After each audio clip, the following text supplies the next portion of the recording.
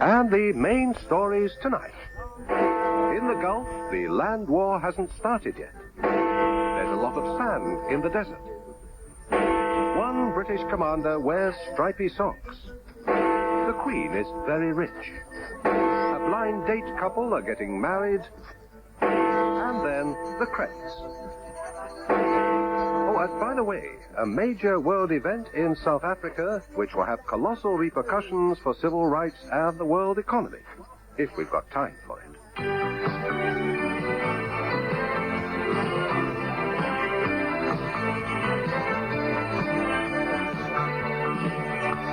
News Vending, February the 8th. A look back at bits of the week you missed with long-lost David Tate, Whatever Happened to Him, Bill Wallace, Would I Forget a Face Like That, Sally Grace, and Forgotten But Not Gone, Daniel Strauss.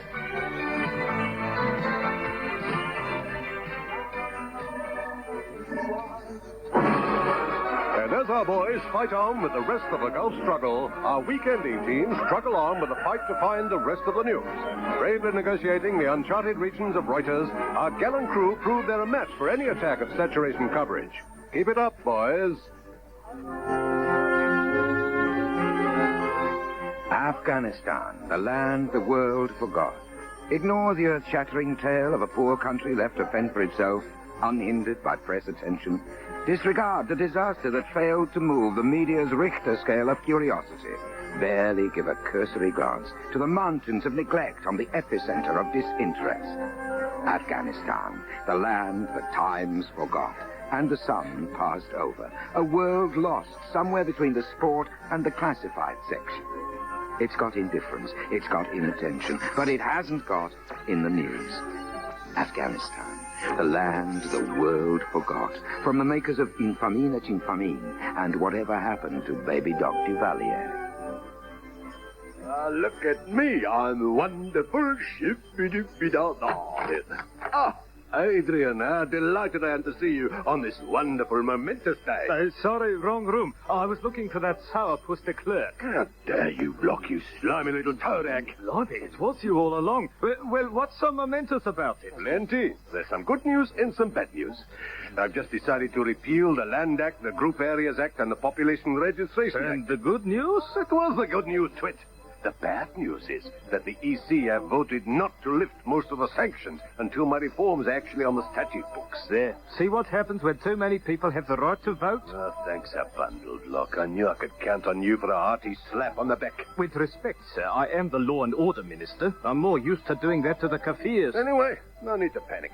I haven't given the blacks the vote just yet. That's something, I suppose. Why not? Well, I thought we might put that one to a national referendum. Good idea. Let the voters have a say. Absolutely. And if that isn't democracy, I don't know what is. Just think. It's not even the 21st century yet, and already we're nearly civilized. Well, I must be on my way. Oh, before I go, you said most of the sanctions will remain. Correct. But John Major said he thought the climate may now be right for a visit by the England cricket team. Thank the Lord for that. At least there's some folk left for us to beat.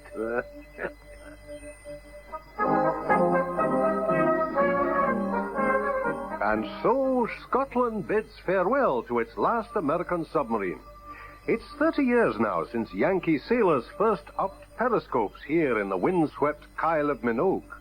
Local barmaid Jeannie McBride remembers it well. Oh, well, you know how it is. The chewing gum, the flashy wee uniforms.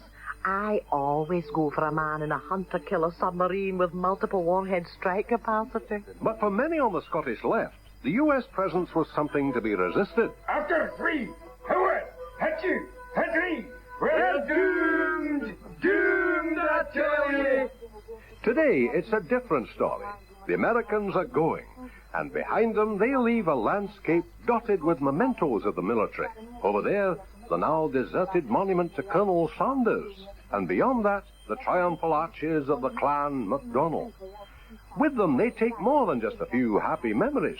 They take large amounts of money and jobs and more jobs. But for many on the Scottish left, this is no reason to go back on their words. As Gordon Brown puts it, we're doomed, doomed, I tell you.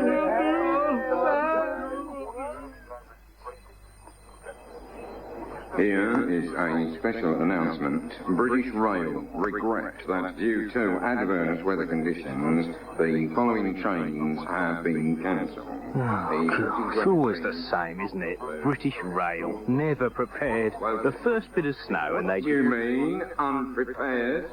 I've been rehearsing this ever since they forecast snow 2 days ago. Hang on, I'll give you another one.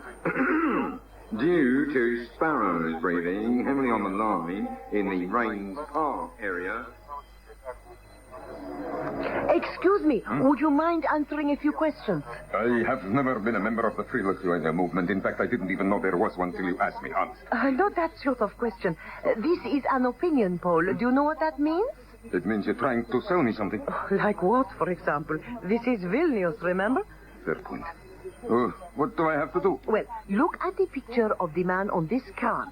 Have you seen him on television? Yes, I have. That's the man in those AdWords. Get the strength of the Soviet Union around you. Go to work on a republic. What is his name? Gorbachev. He's on satellite television all the time. Okay. Now for the question. How do you feel about Lithuania leaving the USSR? Would you be in favor? More in favor? Much more in favor? Or absolutely completely... Look out, KGB. Stop this at once. This is an illegal poll. This questionnaire is confiscated. Here, from now on, you must use this for... Anyone would think this is Russia. Having seen this photo, tick the box which most closely matches your feelings towards the Soviet Union. No wish to leave, definitely no wish to leave, never want to leave, want to stay very much, want to stay forever if not a little longer. Now, that's much fairer. If you were shocked by the electricity sell-off, if you thought water shares were wet, if Rover drove you up the wall, don't despair. Yes, it's the sale no one thought would come to pass. The Falklands. Over £3 billion was spent restoring the islands to their rightful owner. Now you can have them for... A snip, basically. Well, what would you pay for a rocky outcrop and a couple of sheep? The Falklands. Hard-earned cash buys hard-won islands. Offer not open to presidents of Argentina or their families. Thinking about entering the retail trade? Need to equip your office? Then come along to the DTI and discover your potential. At the home of the Enterprise Initiative, you'll open doors you never thought possible. Come on, Alf, this way. We've 100 different ways to help you in your business. Oh, blimey, Alf, look. A computer, a video camera, TV, calculators. You'll find it's easier than you thought. Bugger me, the guard's asleep. Come on, then, let's slip the gear out the window. And soon, with our help, you'll be up and running. So, why not come along to the DTI, closed between the hours of 6 p.m. and 8 a.m., and check out our services. Believe me, they're a steal.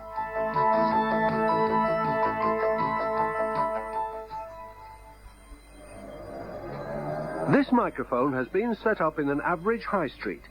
In a minute, the council will decide on a poll tax charge of £521. Back in a minute.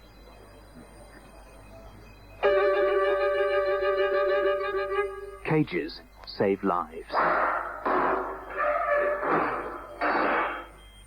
That's why, for reasons of national security, the Home Office has put 52 Arabs into one. And to make Iraqi detainees feel at home, they have no heating, no lighting, and no form of redress against authority decisions against them. Just like home. Cages save lives. Or do they destroy them?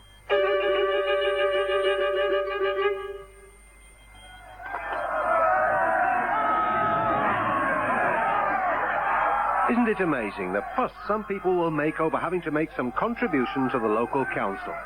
They put millions of pounds into the economy, yet moan over being shortchanged when schools have no books, social services are run down, and hospitals closed. Aren't people funny, making a fuss over hundreds of pounds? Government warning. Poll tax bills can go up as well as up. Oh, good. The advert break's finishing. They'll play our new BBC Radio 4 logo now. BBC Radio 4. What's that? Is that it? Right.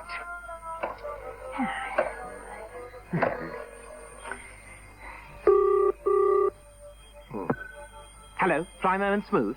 Yes, controller of Radio 4. It's about our new logo. Yes, it's good, isn't it? It sums up the station in a very few words. Well, it hardly evokes all the station's qualities, does it?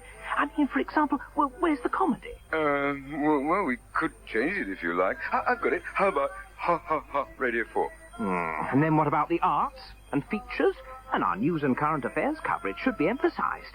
I mean, can't you make it more like the new BBC TV logos? Oh, I see. How about this? It's a bit visual, isn't it? You want it verbal? Okay. How about this? A lot of mist. A globe. Radio 4. It's just like the television. Not quite like that. You want it a lot more blurred. A lot of mist. A globe. Radio 4. No. When I said like the televersions, I meant we could be billing our programs a bit more. So, what if I charge you £100,000 over the odds? Yes. Now that's just like the televersion. And now that popular wartime comedy set in a Middle East bar. Allah, Allah. Listen closely. I will say this only once before they take us off the air again. I am Rechne, the jolly bar owner. Or so the American and British soldiers think. In fact, I am an Iraqi guest worker with the resistance awaiting the call from our glorious leader. But these fallen soldiers don't realize because we all look alike to them. Here comes a couple of infidels now. Good day to you, sirs. Can I offer you a drink? No, thank you. We're observing local custom. Oh, you want some dirty postcards of my young sister? Certainly not. We're British Guards officers. Oh, sorry, you want pictures of my brother. Just 2 alcohol-free gin and tonic. Thank you. We'll sit over here, Doc. Oh, and here is Mustafa Fag, the local policeman, but really another undercover Iraqi. Good morning, Rechne. How is your wife and her lovely boobies? You mean her babies? No, her boobies. Oh. The booby traps ready for collection. Yes, but quiet. The British are in the bar. I hate the British and their bummers. Bummers? Bummers that bum Baghdad every night. Any more bombing, and Saddam will have the skids under him. The Scots, you mean? No, the skids. But Mustafa, where is Ali, the arms dealer? He was to be here with you. He's running some raffles over the border. Running some rifles, Mustafa. No, some raffles to raise money to buy rifles. He went off just now on his camel. I saw him reading out of tune. Riding out of town? Yes, and he was giving his camel some wally. Giving it some wally? Yes. Here comes my faithful wife, Fatima. Rene, it is time for the secret coded broadcast from Baghdad. Can't hear you properly, you stupid woman. What's that on your face? It's my new American Forces veil. One yank and it's off. But it hides a radio speaker. The receiver is under my yashmak, and the decoding manual is taped to the inside of my ankle. Mustafa will have to pretend to be looking for something under my skirt with inevitable hilarious results. This is the voice of the Mother of Battles Radio. First, a massage. He means message. Sorry, a message. For our friends abroad, please send food, ammunition, and fuel.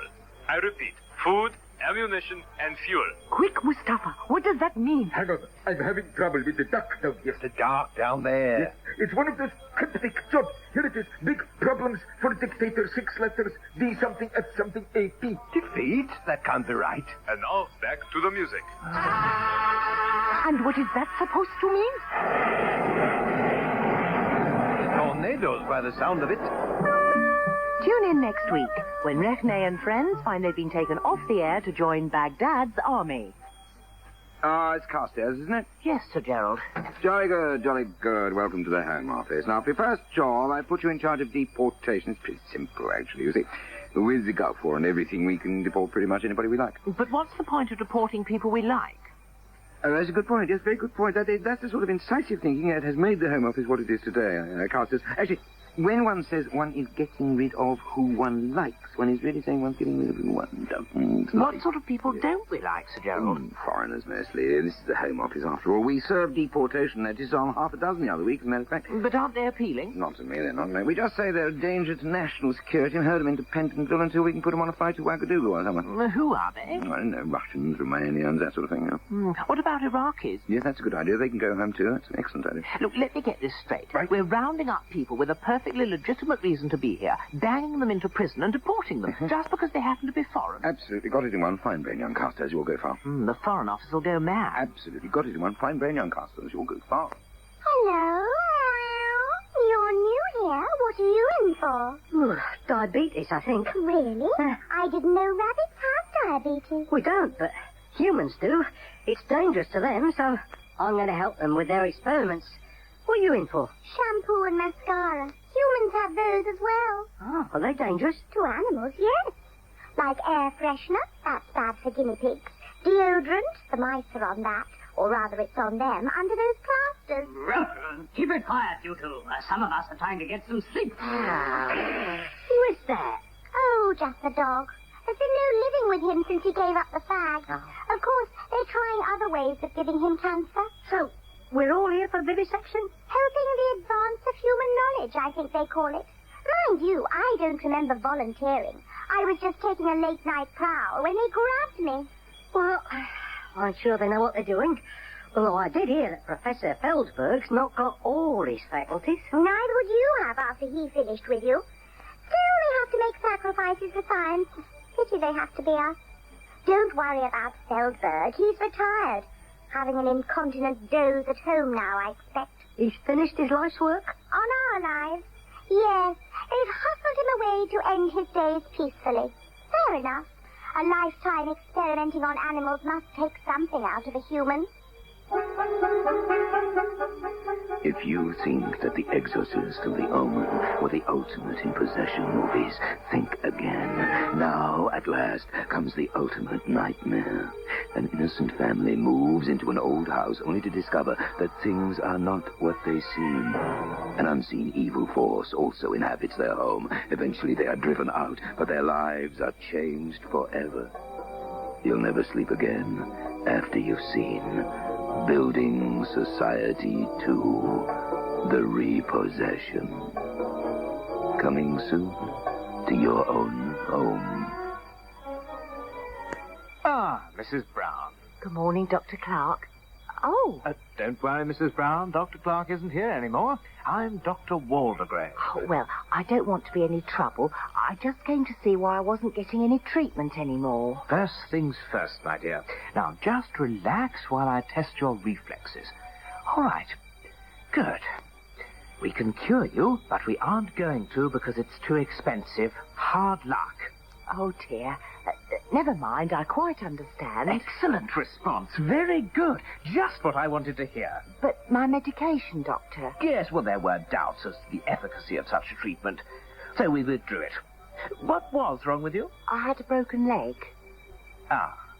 Was the treatment too expensive then? No, good Lord, no. No, it just wasn't your colour of plaster of Paris, that's all. Only I thought you might have forgotten what Dr. Clark said when he was here. NHS changes will not in any way prevent doctors from prescribing all the medicines which their patients need. Nothing wrong with your memory, I see. Well, I do have another course of treatment for you. Like going on TV and the media like that Dr. Thatcher did? All right. Here you are. Sign at the bottom. Oh, this is new. Signing my own prescription. It's a begging letter. Whatever you say, Doctor, if it'll improve my chances of treatment. My dear, with me in charge, it's your only chance of treatment. Next! Margaret Thatcher has asked us to make it clear that she is in no way related to the Dr. Thatcher mentioned in this sketch, who puts patients' health before hospital economics. Now, Simpkins, what's all this about you letting £1 million go missing on the Foreign Office computer? Yes, sir. I'm sorry, sir. And this isn't the first mistake you've made on that infernal machine, is it? No, sir. In the last month, by pressing the wrong buttons, you've declared war on Canada, broken off diplomatic relations with Belgium, and instructed all British citizens to leave New Zealand immediately on account of imminent revolution. Sorry, sir. I mean, if these stories leak out to the press, they'll realize we're breaking all the most sacrosanct traditions of the British Foreign Office. Yes, sir. By actually letting them know what's going on. Make sure you keep it quiet, there's a good chance. Whether the weather be fine, or whether the weather be not, whether the weather be cold, or whether the weather be hot, we'll weather the weather, whatever the weather, whether we like it or not. Whether the weather be cold, or whether the weather be hot, It's tricky to find yourself old unless you've a Rolls and a yacht. And a fiver won't feather your nest every week if it drops below freezing a lot. And so, citizens of Sudan, from now on our people will live in 9 separate states. Starvation, near starvation, total starvation, abject poverty, desperate poverty, close to death. And now here is next week's news. The weekend. The Eton schoolboy who sold over £750,000 worth of cocaine to other children during one morning assembly is expelled for talking during morning assembly. The author of the obscure unintelligible messages from Iraq is invited to work on the next commercial for Calvin Klein's Obsession. Monday. The thousands of worthless 10 and 20-pound notes found in circulation turn out to be genuine. For the first time ever, Ski Sunday comes from Ludgate Hill. Police say they arrested Scottish Secretary Ian Lang after the Whitehall bomb attack as they were suspicious of his story claiming to be a Tory from Scotland. Tuesday. Claims that the Queen earns over £2 million a day are confirmed when she cancels her standing coupon with Littlewoods. The man who was helped by Jeremy Beadle after an attack by muggers says it was a distressing experience, particularly coming so soon after the mugging. The Reading man who had to be rushed to hospital with a telephone stuck up his bottom says he'll never take the advice of directory inquiries again. Wednesday. The plumber who won £1 million on the pools says he will keep on working as he doesn't want to drop his standard of living.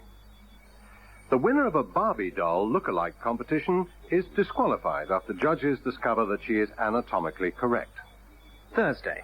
To offset falling ratings, That's Life decide to stop using funny-looking vegetables and get some human presenters instead.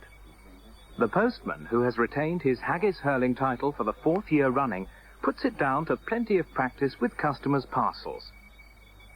The teenager Elvis Presley Waynes-Brigg, in court because he gave a false name after a car crash, admits he did it because he was fed up with people asking him if his name really was Waynes-Brigg.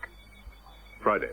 After Saddam Hussein's government declares an indefinite halt to the sale of fuel, Iraqi motorists fill up with seawater from the Gulf. And finally, the world's first conference on the orgasm proves to be a disaster when all the male delegates leave early thinking it's already finished. And that is the end of next week's news.